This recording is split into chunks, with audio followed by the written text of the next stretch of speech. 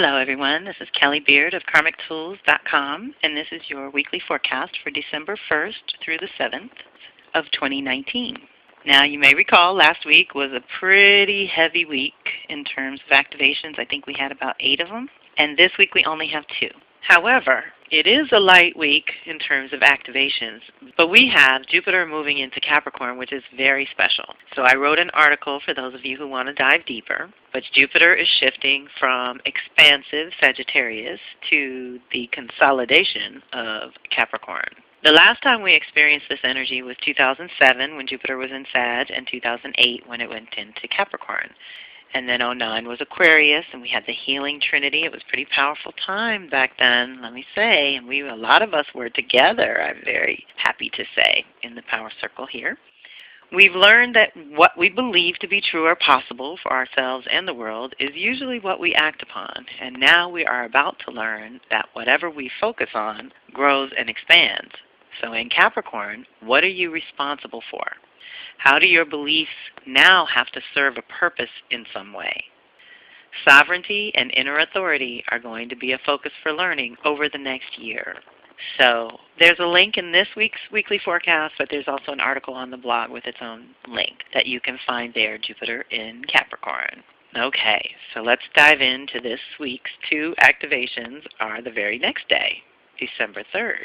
So it's light, it's Mercury and Venus, which is personal, and hopefully this allows you to continue your processing of last week because it was pretty intense with the new moon energy and Neptune going direct and Venus moving into Capricorn. It was a lot. So December 3rd brings our Mercury sextile in Pluto. 3rd time in a row. You know Mercury's just resuming forward motion. So this is a process that we've all been enduring between Scorpio and Capricorn departments of our lives. And this energy provokes the need to delve deeper into the ideas or information being presented at this time, whether personal or professional. So all of us have done that. We've gone much deeper in our relationships and agreements and personal things as well as at work, I believe. I've heard too many stories not to believe that everyone has felt this transformation happening because that's what Mercury does. It changes your thinking, and we're going a little deeper, asking what the soul wants and what the soul needs to function in day-to-day nowadays. You'll want to dig deeper, ask the hard questions, and gather insights that are more profound than usual. In your professional public life, you may find yourself doing better due diligence, and in your personal private life, you may find yourself digging a little deeper into your own mental patterns and personal history that has led to now. As you make these connections and begin to grasp these new insights, they will gain traction and you will become more grounded in your own truth. We all get excited about these kind of aha moments, and you may find yourself wanting to share them with others who may or may not actually be ready to hear such deep truths or have the conscious awareness to even process them. So use some discernment around who and when you share these newfound insights. So Pluto's the ultimate transformer, Mercury's the mind. So we're all changing our mind about something, which is also common after a Mercury retrograde because you get more information. You learn something. You have to pause at some point, whether it's easy or hard retrograde for you, and review something. And this is so great during the Sag new moon time because remember, this is also the time of year I give everyone permission to think as big and expansive as possible. Like really go for the miraculous. And then back it up into the steps it'll take to create it. But if you don't even let yourself dream and expand the vision, then you're just going to sort of spin your wheels and do the same thing over and over. And the idea is to always push yourself a little bit beyond. Stay at your edge. That's how you grow. That's how you grow. You've got to constantly be pushing that edge energetically in your spirit and your soul so that you're evolving. Also on the 3rd, same day, only activations, Venus sextiling Mars. So this is good, masculine and feminine working really well together as we change our minds and go a little deeper. It's good for creating balance between self and other and for trying new things and meeting new people if and when possible. It creates a really good vibe and balanced masculine and feminine energy that allows a nice exchange between self and other. This is a good time to be creative, so be cognizant of any ideas that come to you right now, even if you cannot implement them right away. This is a happy, upbeat energy, so if you can be sociable, by all means, get out and mingle. it's possible to attract someone under this influence as well. The best thing to do with this energy is get involved with new and progressive projects or people. It's all very positive.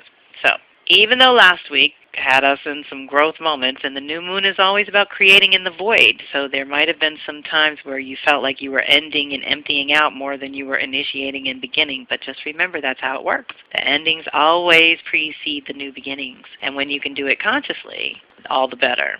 So we're still in that zone this week of new truth and story, expand the vision, review everything you've learned in the last year to develop the vision for the upcoming year. 2020 is really powerful. I will remind you again here that as much as it is going to cause changes socially and collectively, personally, between all the Capricorn energy and the 4-year, I think we're going to be able to stabilize some things too. So be sure that you are allowing room for that as well as you're defining your terms, right?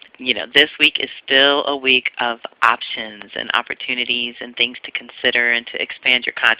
Monday, Mercury moves into Sag and is finally out of the retrograde zone right as we speed toward the full moon, which will light things up too. So don't attach to anything this week. Just explore the possibilities. If you have to review the past, do some review, but mostly I want you projecting into the future about what's going to be needed in 3, 6, 9, 12 months, 3, 6, 9, 12 years. Really stretch and think outside the box and stay in the positive vision of what you want to actually experience rather than in the space of all the things we know are done and over and we don't want to experience anymore. That's not where the focus should be. That's not where the energy of Sagittarius is about, dreaming up the new dream and going beyond our limits of here and now and expanding our consciousness in some way. And that's what this last year has been all about. Now we got to bring it in and ground it, because as everything does go into Capricorn and we move from a 3-year of inspiration into a 4-year of stabilization. So claim that for yourself. It's going to be widely available for many people. And again, of course, those who have postponed the longest or those aspects of your own life. We've all done it in some area of life where we've postponed things over long. It's just that's what happens in Capricorn energy, is you get faced with that which you can no longer put off. You've got to just stop the presses and deal with it because it's some kind of foundational piece. And so it'll be useful for you to be present and co-creative and inspired. Look for those miracles and opportunities, like I said. We have a lot of benefits coming through from the last year of evolutionary soul work, as it were. And as always, reach out if you need to. Readings are great gifts to give yourself or your loved ones.